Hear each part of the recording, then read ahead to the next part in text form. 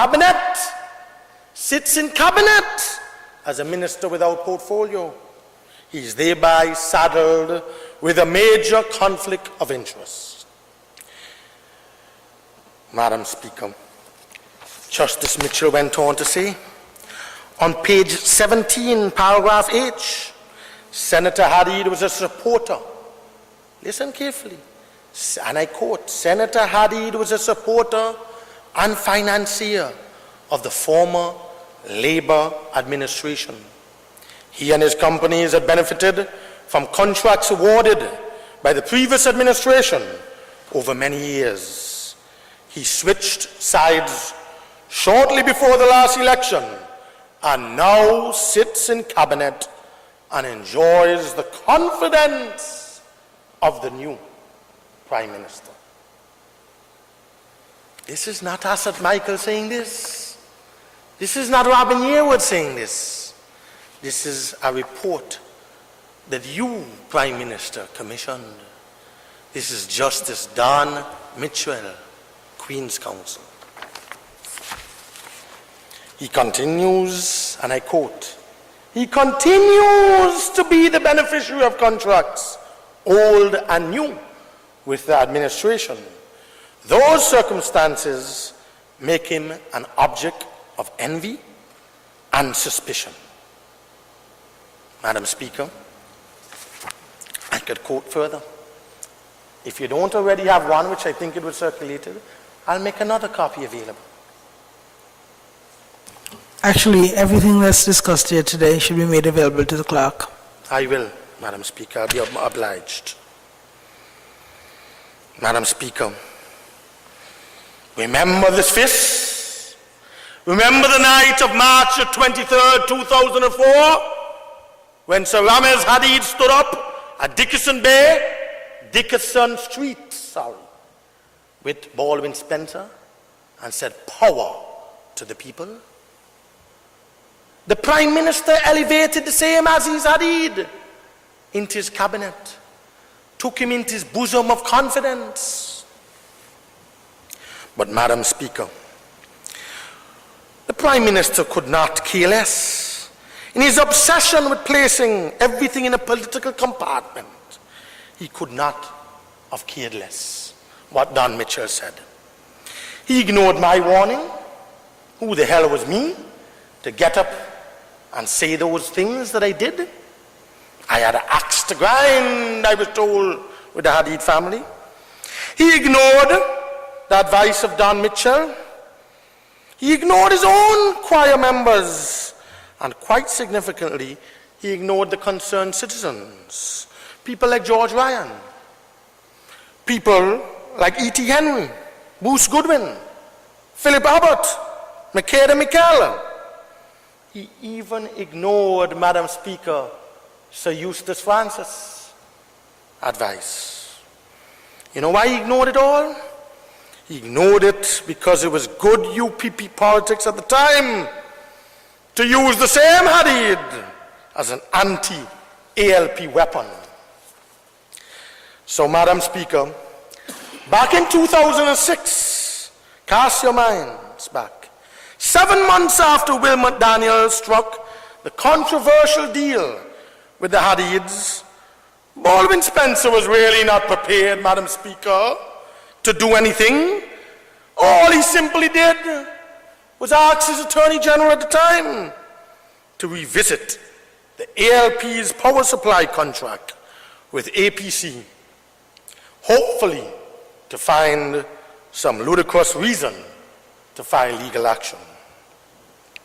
But, Madam Speaker, the Prime Minister has now confirmed that there was nothing illegal or corrupt about the ALP initiative to engage the services of a local investor in order to ensure stable, reliable supply of electricity without any load shedding. Without any load shedding, Madam Speaker, in the last 10 years. And, Madam Speaker, without increasing the national debt of this country. Madam Speaker, Having listened to the Honorable Prime Minister this morning, I am convinced that we are dealing with an individual who is really working overtime to make the best interests of Antigua and Barbuda a football of his personal convenience. He knows all of a sudden everything that is wrong with the widely accepted global practice of state-run electricity companies buying power from independent power providers, IPPs. All of a sudden, Madam Speaker, he knows everything that is right about absolute state control of the electricity utility. But, Madam Speaker, the Prime Minister had 4.5 years, 4.5 years to do something about the electricity services of APUA. He has achieved absolutely nothing.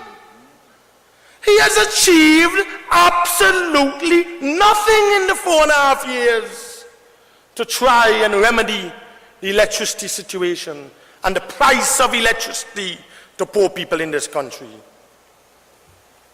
Madam Speaker, what he did, he fired an entire APUA board in the dead of night.